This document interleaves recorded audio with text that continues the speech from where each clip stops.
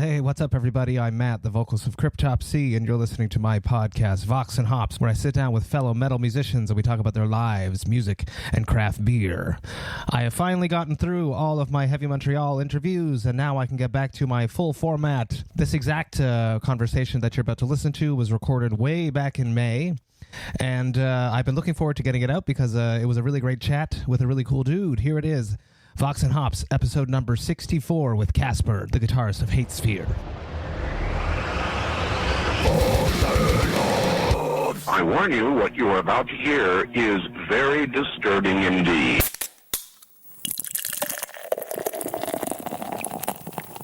What's up, everybody? Today I am in Copenhagen and I'm with Kasper. Yeah.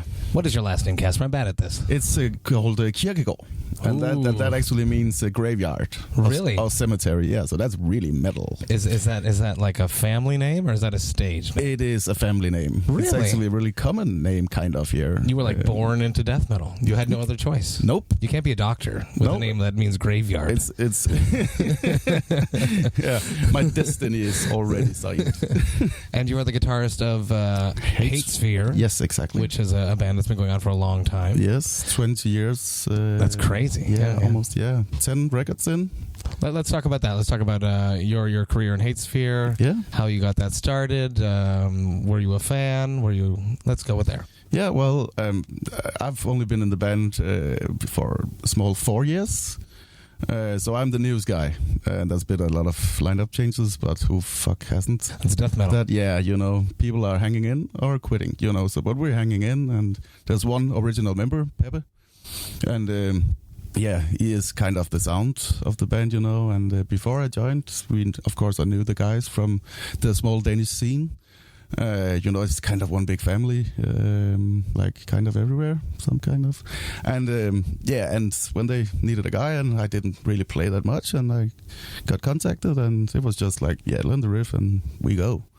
So yeah, that's cool. And I was kind of a fan before that. So it's nice to get to play songs that you already know and you love a lot, right? So what is your favorite part of being in a touring band? Oh, it's traveling. And I'm a really big food tourist. Really? Yeah. Like you're a beer tourist. I am a beer tourist. Yeah. So yeah, and especially when we go to Asia and stuff, I really like just go mad in crazy food. I like to taste all different kinds of... Straight to local stuff? Yes, go like in the alleys and like where local people are eating. Maybe it looks kind of weird outside. When you come in, it's only like locals and it's cheap and it's really, really good. What is the sickest you've gotten? From eating something local, or has it happened, or has it not? I've tried Stingray Fins. Really? Yeah, that was kind of, it was good, but I don't know if it was the sauce it was in or what made it good, but it was like a different one, and that was in Tokyo, and the two. Translators, they had never tasted this as well, really? So it was new for everyone, so that was also like a bonus, right? Oh man, jellyfish. Tried jellyfish. Really? That was in China actually, and that was like you expected it to be like soft, chewy, but it was like more like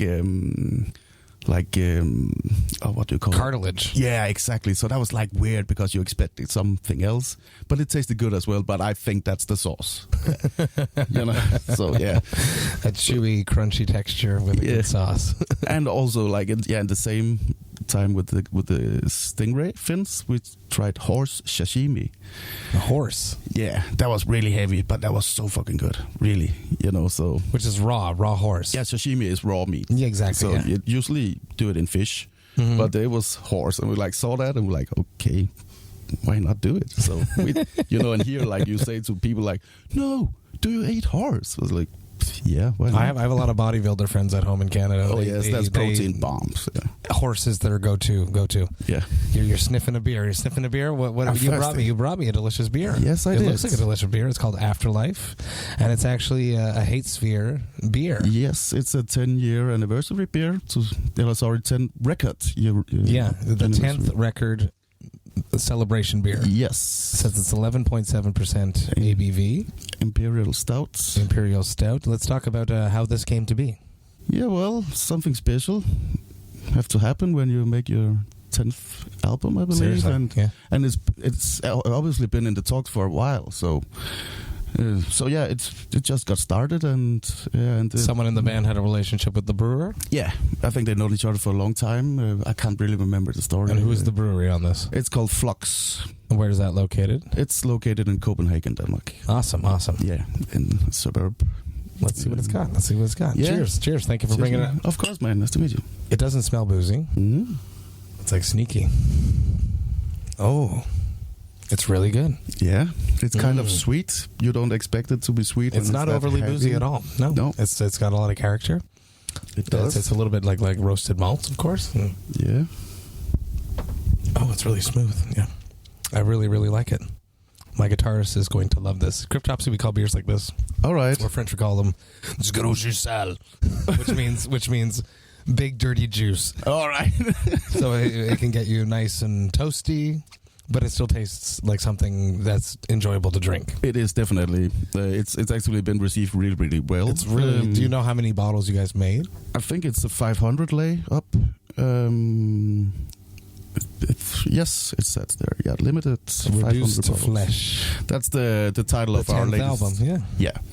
And Afterlife, the name of the beer, is the title of one of the songs. Oh, yeah. that's so cool. Yeah. We have lots of Cryptopsy beers in the works, as I was mentioning before I started recording this. I'll shoot off a few more different ones. We have the Abbey Gore, which would be a Belgian triple. It's coming. We're working on some stuff. And the Cold Haze Warm Blood, which would be a hazy New England IPA with blood orange juice in it. So every beer has a reference to the song titles. A song title, once was hop. Yeah, once was not. Yeah, of course. It could be like a West Coast IPA or something. Yeah, what was the closest to None So Vile? What do you call it? None Sober. None Sober. That's right. The Russian Imperial Porter, aged in bourbon with maple syrup. So it's going to happen. It's going to happen. I have positive vibes that it's going to happen. Yeah, nice. Are you a craft beer enthusiast? Not really. No, okay. No. I like to taste here and there, but I'm just a lager pilsner kind of a guy. A little bit maybe high percent in the lager, like 5.2, 5.6. But I'm not like nerdy. You're not a beer snob like me. Nope. What would be your first experience with beer? My very first experience, I got drunk and puked all over, like a 12-year-old kid. Listening to metal already, of course. How did you get access to the beer? I know it's much more easy over here. Yeah, definitely. Versus in America, where I'm from. Yeah, definitely. If you have a big brother, he go by. Or you steal something from your parents, like the cigarettes. So, young kids, So, besides that, I've been working on and off as a bartender for 10 years, I believe. I've heard that there's a pre-show and an after-show party tonight. Yeah, at Escobar, yeah. Let's talk about that bar. What is that like? Well, it's a rock and metal bar. It's really cozy. It's a lot of regulars coming, but it's also really popular area of Nørrebro, where we are at right now. And it's... Yeah, and lots of tourists comes as well, and some people don't like rock and metal, but they feel the vibe, so they stay and have a good time, and so yeah. So and I hope we go there. I've heard that we have a 3 a.m. bus call, so I imagine we will go there. Yeah, of course. Do they have good craft beer, though? Yes, we got some different ones. Lots of Danish beers, so you can actually try a lot of different. There's a lot of hype on Danish beers in the craft beer scene. Personally, I really enjoy the Mikkeller's. Yeah, really popular. And from the Mikkeller's comes the Evil Twin. Yeah, it's like a branch off. Do you have a favorite Mikkeller that you do drink? No, not really. I really don't have to buy overpriced beer in that manner. What is your favorite beer, if you had to pick one? Well, I drink a lot of the cheapest one we have at Escobar called a hooker. Hooker. We call it a hooker. Got it. Yeah, and it's just a nice fucking pilsner lager. easy to drink, and if you're really thirsty, you can like just chug it. You cannot do that with this. No, this the Afterlife you have to enjoy and taste. So sometimes the Sal has to be taken care of with care. Exactly, respect and love. Mm-hmm. Yes, respect the brewers. I find like craft beer is very similar to why I do this. Because it's similar to us as musicians creating an album. Yeah. There's a lot of time, patience, thought that goes into it. Oh, yes. And I'm sure with the Pilsners the same thing happens. But that's more like it's just mass-made, mass-produced, right? So here it's another kind of love and dedication. A small amount of bottle releases. Yeah. And this one has been laid for 8 months, I believe. Oh, so it's been aging too. It's been aged. Aged. Rum-soaked. On rum-soaked oak, actually. Ah, it's really, really tasty. Yeah, and double mash. Yeah. So yeah, I kind of know what this means. So, yeah, what does HateSphere have coming up? Well, we actually not that much. We not have that many festivals over the summer as we hoped, but we're in between 2 booking agencies, so there'll always be this transition time, So we'll go on probably on a Euro tour in middle fall, I believe. And then 2020 will be like full on. Like we have a 2020 plan. If you nice. It's always good to have a plan. Yes, but also like just do it. But also otherwise it's just too late. You have to be like you have to be organized. If not, you're gonna miss the boat. Yeah, exactly. You have to be out like at 1 year before, or like half to 1 year before with tours. You cannot like just. There's too many bands. Yes. No one touring together. No one gets money from anything, so they have to tour and sell merchandise. That's the way. We are traveling cotton salesmen. Yes, totally. The cotton slingers. What would be a dream tour for HateSphere? If you could pick a band. Well, one of mine. Actually, that would be a tour with Nevermore, but HateSphere did tour with Nevermore in the States 5 years ago, so like 1.5 months, I believe. So I think my brothers in Blackguard were on that probably. All right, nice. I think so. Yeah. But we played this kind of modern, kind of melodic sided death thrash. So we fit really good with bands like The Haunted, or one of my favorite mellow deaths, and Soilwork as well. One of my favorite bands. We toured with them 3 years ago, actually, 3 weeks in Europe. Really nice guys as well. Great vocalist. Oh yes, and Dirk Verboven on the drums, which now plays in Megadeth. Fucking fantastic. A little step up there. Yeah. Oh yeah, it's fantastic. Really nice guy as well. So yeah, he also helped put Aborted back on the map. Sven told me. Yes, when after they took a misstep and Sven was not happy with where the band was going. Dirk actually was like, "I'll help you. I'll blast you back. Yeah, on track. Yeah." So shout out to Dirk. Yeah, totally.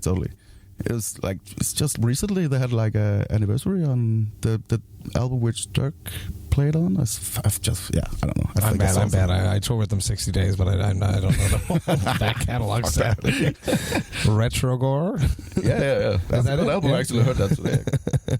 Let's go backwards to when you actually picked up a guitar. What were your early influences? My dad that couldn't play guitar. Really? Yeah. He had them in the house. Yes. And he had like a.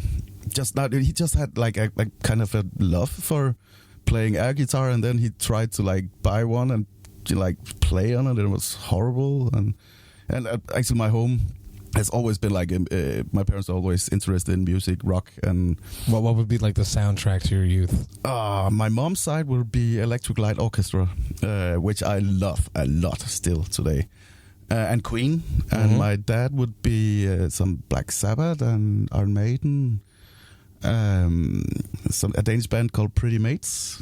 Okay, no, I don't know that. Oh, that's actually really good. Yeah, good like heavy metal. It was like a glam back in the days where glam were glam. So they still exist actually, like 30 years after. So that would be like over and all. And at my age, I'm 37. So when I were 12 years old or so, that was really like going at it at the death metal scene, US especially. So. And when you have friends that have older brothers are into it, so that's a natural way. Which is what you were saying. You have exactly. So it's back again to that one. So yeah. Thank you, parents, for getting me into this shit. What would be the hardest song that you tried to play when you were a kid, but now you can do it easily? Well, actually, my dad, he was like, you cannot play guitar before you can play Stairway to Heaven. So I actually managed to play that, like, I don't know if it's proper now. I don't think so. But I did manage to pull it through in an age of 14 or 15. Really? Yeah. That's awesome. That's not an easy song to pull off, dude. No. But a lot of weird things going on there. Yeah, so like a lot of like missed notes, like mutings and like. But I kind of did it. He was just like, "You're a good boy." Okay, you proved me well. Son. Now I steal your beer. So, yeah. Let's go into dark tour stories.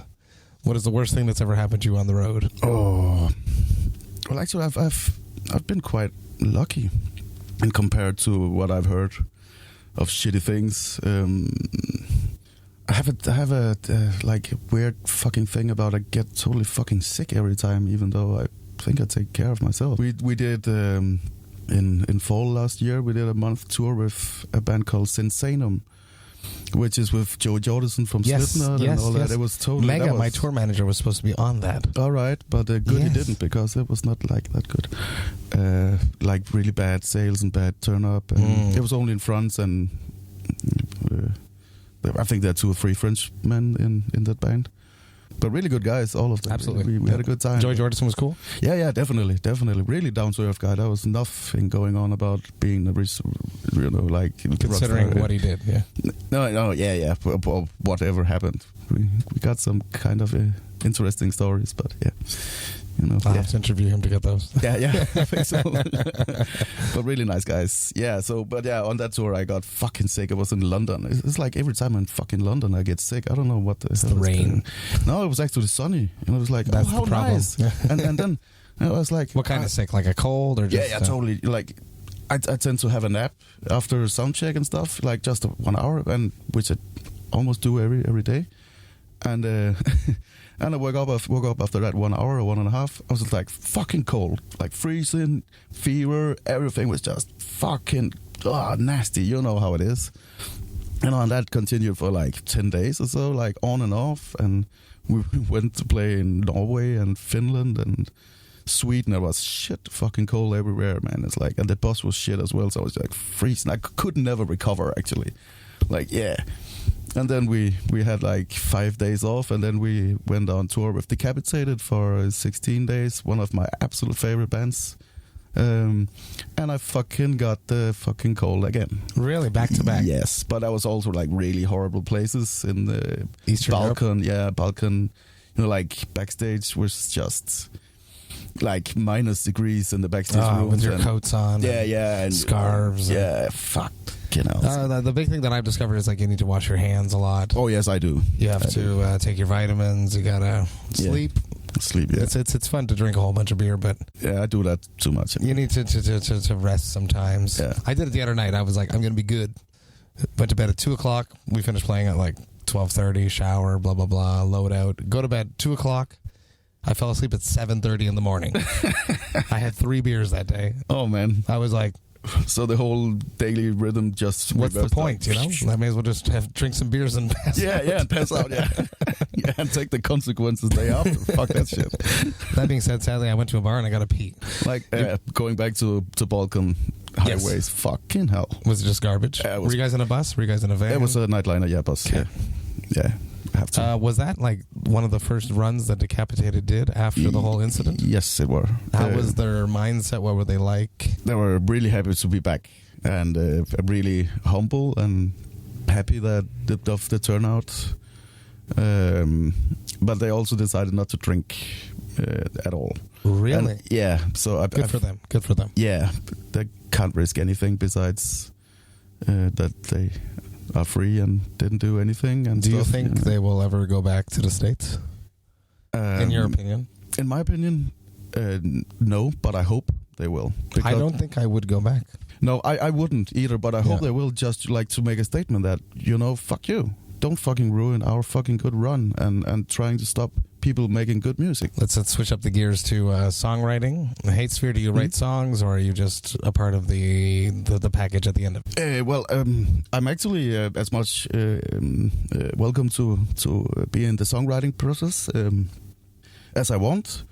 But this was the first album I'm part of, into, so it's more like it was more like getting to know the way of how they write music. How do they go about what's a HateSphere writing process?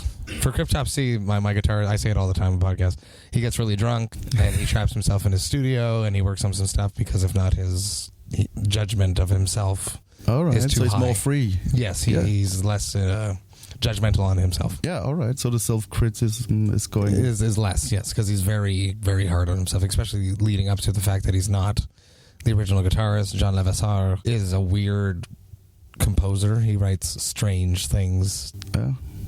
And Chris had to live up to a lot of that. Of course. And I think he really, really did it on your last... The Book of Suffering. Oh, yes. I agree as well, thank you. It's really, it's and then You'll Beg and Whisper Supremacy going up against each other, and I fucking love it. With the groove of None So Vile. Yeah. It's fantastic, man. And the production as well, it fucking sounds so fucking good, man. I'm really like, oh yes, that's what I've been missing, you know. But yeah, I've been So listening how do you approach writing guitar parts? Oh, it's also just like going at it.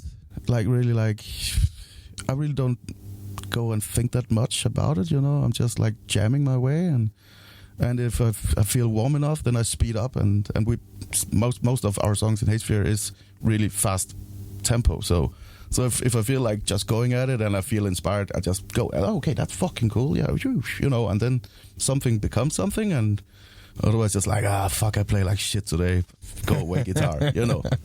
It's cool that you play guitar though, like frequently at home.